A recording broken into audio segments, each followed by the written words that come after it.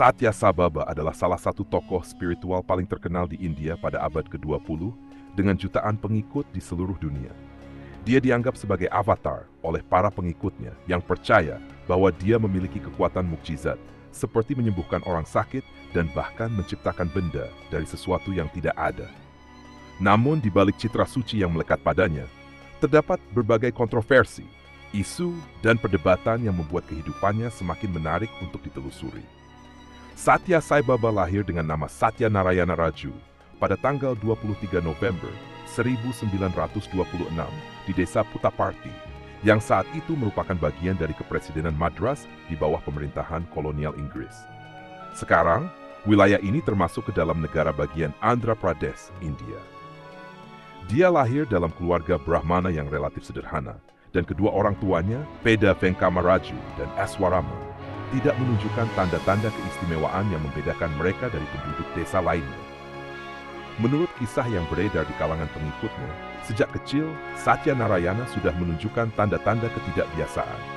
Konon, ibunya mengalami beberapa pengalaman aneh selama masa kehamilannya, termasuk mendengar suara-suara gaib dan melihat cahaya misterius di langit.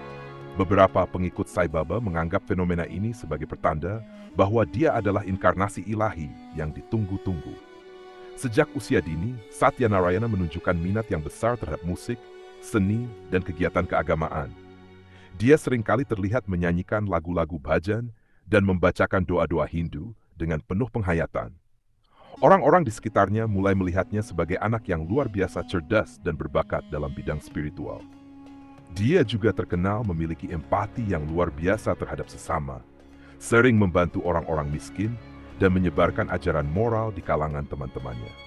Namun, di samping itu, banyak yang meragukan klaim-klaim ini karena tidak ada bukti konkret yang mendukungnya.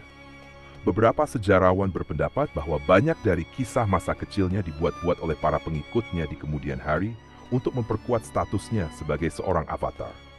Perubahan besar dalam hidup Satya Narayana terjadi pada tahun 1940 ketika dia berusia 14 tahun.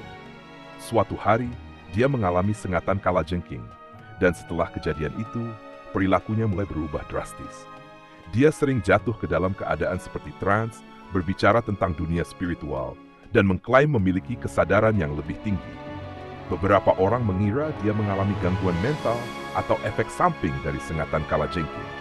Tetapi, seiring berjalannya waktu, dia semakin menunjukkan perilaku yang tidak biasa. Pada suatu hari di bulan Oktober tahun 1940, Satya Narayana secara resmi menyatakan dirinya sebagai inkarnasi dari Shirdi Sai Baba, tokoh suci terkenal dari abad ke-19 yang dihormati oleh umat Hindu dan Muslim di India. Deklarasi ini menandai awal dari perjalanan spiritualnya sebagai seorang guru yang mulai menarik perhatian banyak orang. Para pengikut pertamanya berasal dari desa-desa sekitar yang penasaran dengan kabar tentang bocah yang mengaku sebagai sosok suci. Dia mulai mengajarkan nilai-nilai moral universal, berbicara tentang cinta, kebaikan, dan pentingnya menjalani kehidupan dengan kebajikan. Namun, meskipun banyak yang mulai percaya pada ajarannya, tidak sedikit pula yang skeptis. Beberapa orang menganggapnya hanya seorang anak yang terlalu imajinatif, sementara yang lain percaya bahwa dia sengaja membangun citra dirinya sebagai seorang guru spiritual untuk mendapatkan perhatian. Pada awal perkembangannya, banyak umat Hindu dan Muslim yang menjadi pengikutnya. Ia mengajarkan ajaran yang melampaui batas agama dan tradisi. Dia mendorong para pengikutnya untuk berdoa atas nama Hindu dan Islam. Sai Baba bersama para anggotanya menyanyikan nama-nama Tuhan dari berbagai agama, membaca Al-Fatihah, mempelajari kitab suci Al-Quran, sekaligus memadukannya dengan teks-teks Hindu seperti Ramayana, Wisnu Sahasranama, Bhagavad Gita, dan Yoga Vasista. Oleh karena itu, Sai Baba menegaskan bahwa ajarannya adalah perpaduan Tauhid dan Advaita Vedanta. Seiring bertambahnya jumlah pengikut, Sai Baba mulai menunjukkan berbagai fenomena yang dianggap sebagai mukjizat. Dia dikatakan mampu menciptakan benda-benda seperti abu suci atau vibhuti, cincin, kalung, dan perhiasan lainnya hanya dengan menggerakkan tangannya di udara. Mukjizat inilah yang membuatnya semakin dikenal dan menarik ribuan pengikut dari berbagai penjuru India. Selain itu, ada laporan bahwa dia mampu menyembuhkan orang sakit hanya dengan menyentuh mereka atau memberikan abu suci. Beberapa pengikutnya bahkan mengklaim bahwa Sai Baba memiliki kekuatan untuk membaca pikiran, mengetahui peristiwa masa lalu seseorang, dan memprediksi masa depan dengan akurat. Namun, di sisi lain, ada banyak pihak yang meragukan keajaiban ini. Beberapa pesulap profesional dan ilmuwan skeptis menganggap bahwa trik-trik ini sebenarnya hanyalah ilusi yang dibuat dengan teknik sulap sederhana. Satu kritik terbesar datang dari Basava Premanand, seorang rasionalis India yang mendedikasikan hidupnya untuk mengungkap tipuan-tipuan spiritual, termasuk yang dilakukan oleh Sai Baba. Dia berulang kali menantang Sai Baba untuk menunjukkan kekuatannya dalam kondisi terkontrol, tetapi tantangan ini tidak pernah diterimanya. Pada tahun 1950, Satya Sai Baba membangun sebuah ashram besar di Puttaparthi yang diberi nama Prasanti Nilayam, yang berarti tempat kedamaian tertinggi.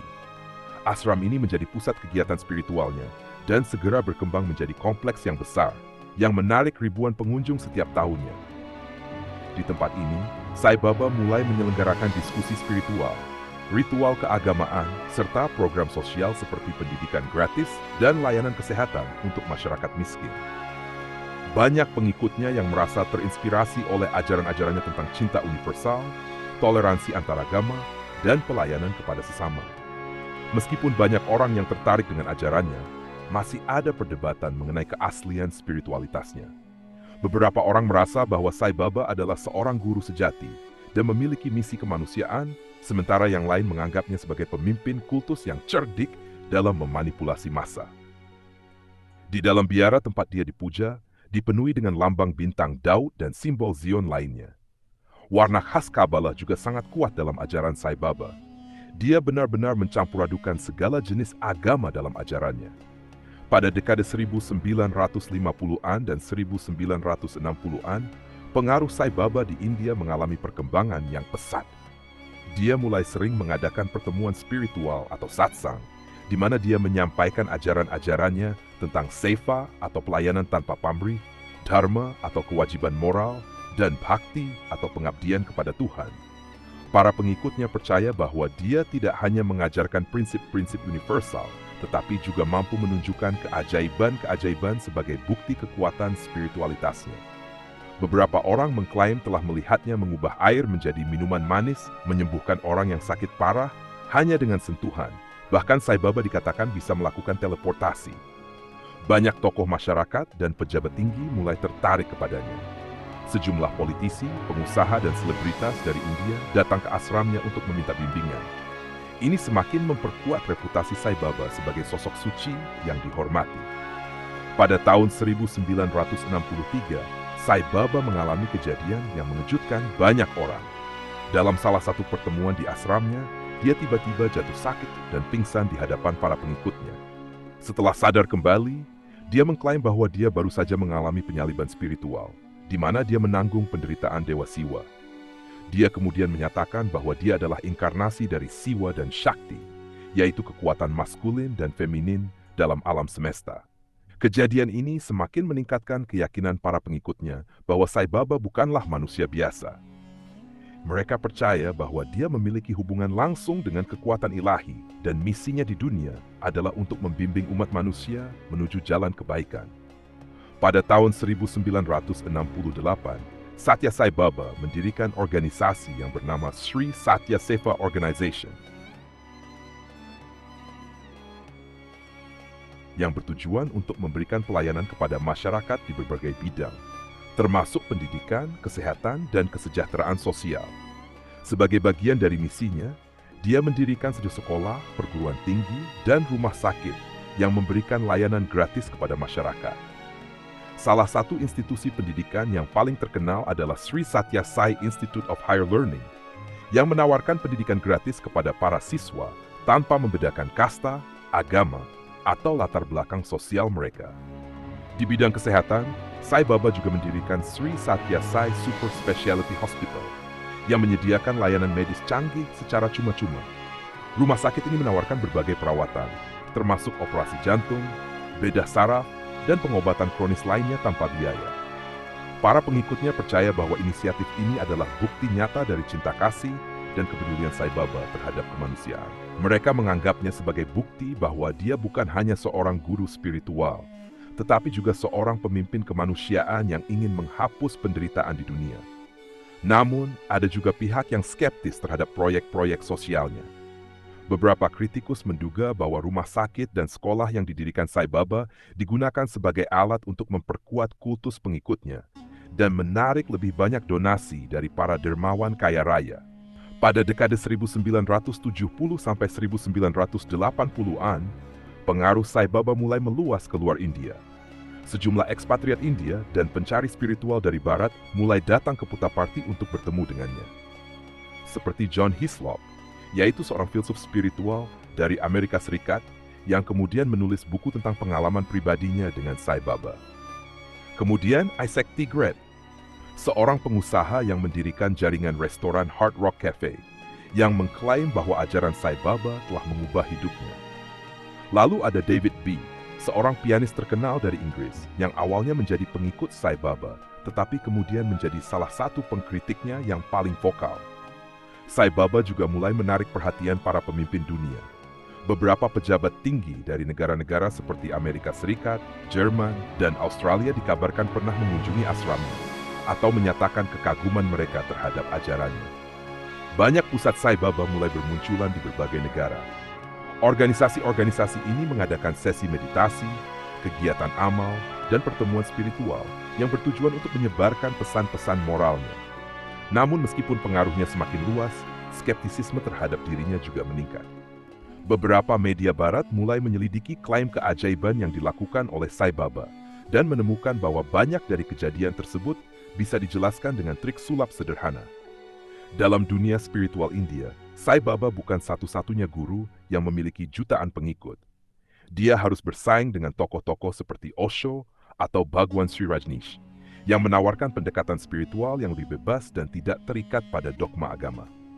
Kemudian, Maharishi Mahesh Yogi yang mempopulerkan teknik meditasi transendental di barat. Lalu, Swami Prabhupada, yaitu seorang pendiri gerakan Hare Krishna yang memiliki banyak pengikut di Amerika dan Eropa. Meski demikian, Sai Baba tetap berhasil mempertahankan daya tariknya dengan menggabungkan ajaran Hindu tradisional dengan unsur keajaiban yang menarik perhatian banyak orang. Pada akhir tahun 1980-an dan awal tahun 1990-an, laporan mulai muncul tentang dugaan penyimpangan di ashram Sai Baba. Beberapa mantan pengikutnya mengklaim bahwa Sai Baba tidak hanya melakukan trik sulap untuk menciptakan ilusi mukjizat, tetapi juga terlibat dalam berbagai skandal lain yang lebih serius. Meskipun laporan-laporan ini mulai tersebar, para pengikutnya tetap setia dan menolak semua tuduhan yang ditujukan pada Sai Baba. Mereka percaya bahwa semua kritik terhadap Sai Baba hanyalah bagian dari upaya untuk menjatuhkan seorang tokoh spiritualitas besar yang memiliki misi kemanusiaan. Selain tuduhan bahwa apa yang disebut mukjizat adalah sebuah trik sulap yang sederhana, Sai Baba juga dituduh melakukan pelecehan seksual. Hal ini mencuat pada tahun 1990-an. Beberapa mantan pengikutnya, termasuk anak laki-laki dan pemuda, mengakui bahwa mereka telah dilecehkan secara seksual oleh Sai Baba selama pertemuan pribadi di ashramnya. Laporan ini pertama kali muncul secara terbuka dalam sebuah wawancara dokumenter yang ditayangkan oleh BBC pada tahun 2004, yang berjudul The Secret Swami. Dalam dokumenter tersebut, beberapa mantan pengikut Sai Baba mengklaim bahwa dia melakukan tindakan tidak senonoh terhadap mereka, seringkali dengan dalih upacara spiritual atau pemberkatan khusus. Salah satu yang paling vokal dalam mengungkap skandal ini adalah David Bailey. Dulu, dia dan istrinya merupakan pengikut Sai Baba, tetapi akhirnya meninggalkan gerakan tersebut setelah mendengar banyak laporan tentang dugaan pelecehan seksual. Mereka kemudian menerbitkan laporan yang mengumpulkan berbagai kesaksian korban. Tuduhan ini tentu saja disangkal oleh para pengikut setia Sai Baba yang menganggapnya sebagai fitnah untuk menjatuhkan citra spiritualnya.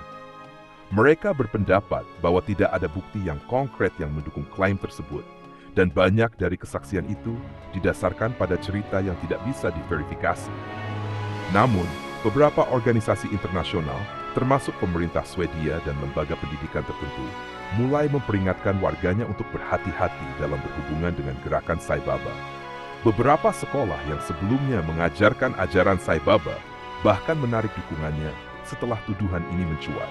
Salah satu kejadian yang paling mengejutkan dalam sejarah gerakan Sai Baba adalah insiden yang terjadi pada tanggal 6 Juni 1993 ketika 4 pemuda ditembak mati di dalam asramnya di Prasanti Nilayam. Menurut laporan yang berkembang, 4 pria tersebut memasuki kamar pribadi Sai Baba dengan membawa pisau dan senjata lainnya. Mereka diduga berusaha membunuhnya, tetapi sebelum mereka berhasil mencapai target, mereka ditangkap oleh pengikut Sai Baba dan kemudian ditembak mati oleh polisi. Namun ada banyak ketidakjelasan dalam laporan resmi ini. Beberapa saksi mata mengatakan bahwa keempat pemuda tersebut sebenarnya adalah mantan pengikut Sai Baba yang ingin mengungkapkan sesuatu yang besar tentang dirinya. Ada spekulasi bahwa mereka mungkin memiliki bukti tentang tindakan kriminal yang dilakukan di dalam ashram, dan karena itu mereka harus dihilangkan. Yang lebih mencurigakan lagi, Sai Baba sendiri tidak pernah memberikan pernyataan resmi tentang kejadian ini. Dia tetap diam, dan kasus ini tidak pernah diselidiki lebih lanjut oleh pihak berwenang India, yang dianggap oleh para kritikus sebagai upaya untuk menutup-nutupi sesuatu yang lebih besar. Banyak orang yang percaya bahwa India sengaja menutup mata terhadap berbagai skandal yang melibatkan Sai Baba, karena pengaruhnya yang begitu besar di kalangan pejabat tinggi dan elit politik. Beberapa Perdana Menteri dan Presiden India, termasuk Indira Gandhi, Atal Bihari Vajpayee, dan Abdul Kalam, diketahui memiliki hubungan sangat baik dengan Sai Baba dan sering mengunjungi asramnya. Banyak orang yang percaya bahwa politik inilah yang membuat Sai Baba kebal dari hukum. Meskipun berbagai tuduhan telah muncul selama bertahun-tahun, tidak pernah ada penyelidikan resmi yang dilakukan terhadap dirinya, dan tidak ada satupun kasus hukum yang berhasil menjebloskannya ke penjara. Setelah puluhan tahun menjadi tokoh spiritual yang paling berpengaruh di India, Sai Baba mulai mengalami kemunduran fisik di usia senjanya. Sai Baba sering menyatakan dalam berbagai kesempatan bahwa dia akan hidup hingga usia 96 tahun. Para pengikut setianya mempercayai hal ini sebagai bagian dari takdir ilahi yang telah ditetapkan, karena dia mengklaim bahwa kehidupannya merupakan misi spiritual yang telah dirancang jauh sebelum dia lahir. Namun, sejak awal tahun 2000, kesehatannya mulai menurun secara drastis. Akhirnya, pada tahun 2003, dia mulai sering menggunakan kursi roda karena mengalami masalah pada kakinya. Para pengikutnya mulai khawatir dengan kondisi fisiknya, tetapi mereka tetap yakin bahwa Sai Baba akan tetap hidup sesuai dengan ramalannya sendiri. Pada tanggal 28 Maret 2011, Satya Sai Baba dilarikan ke rumah sakit Sri Satya Sai Institute di Puttaparthi.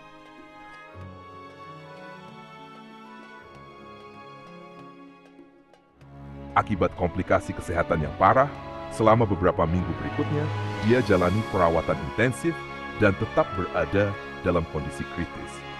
Akhirnya pada tanggal 24 April 2011, Sai Baba dinyatakan meninggal dunia dalam usianya yang ke-84 tahun, jauh lebih awal dari ramalan yang dia buat sendiri. Kematian ini tentu mengejutkan banyak pengikutnya, tapi bodohnya beberapa di antara mereka bahkan menolak untuk percaya bahwa Sai Baba telah meninggal. Ada spekulasi bahwa dia hanya menghilang sementara dan akan kembali suatu hari nanti. Namun bagi banyak orang, fakta bahwa dia meninggal lebih awal dari prediksinya sendiri menjadi bukti bahwa dia hanyalah manusia biasa yang selama ini membangun mitologi tentang dirinya sendiri. Fenomena Satya Sai Baba yang mengaku sebagai Tuhan bisa dilihat sebagai suatu bentuk kebutuhan psikologis untuk memperoleh pengakuan dan kekuasaan. Dalam konteks ini, klaimnya sebagai inkarnasi Tuhan dapat dipahami sebagai cara untuk memenuhi rasa kepercayaan diri yang berlebihan atau bahkan kebutuhan narsistik. Fenomena ini juga disebut sebagai megalomania. Orang dengan ciri-ciri megalomania sering memiliki persepsi diri yang sangat berlebihan dan merasa dirinya memiliki kekuatan atau kapasitas yang luar biasa yang tidak dimiliki oleh orang lain. Klaim seperti ini memungkinkan individu yang mengidap sindrom ini merasa lebih superior dibandingkan dengan orang lain, bahkan mungkin memberi mereka rasa kontrol terhadap kehidupan orang lain. Dengan menyatakan dirinya sebagai Tuhan, Sai Baba mungkin mencari validasi atau otoritas yang sangat kuat, sekaligus menguasai ruang psikologis orang lain melalui klaim-klaim supernatural yang sulit dibantah. Wallahu alam bishawab. Semoga kisah ini bermanfaat. Lebih dan kurangnya mohon dimaafkan. Yang benar datangnya dari Allah Subhanahu wa Ta'ala, hilaf atau keliru itu datangnya dari saya pribadi sebagai manusia biasa. Sampai ketemu di kisah-kisah seru yang penuh makna selanjutnya. Saya akhiri. Wassalamualaikum warahmatullahi wabarakatuh.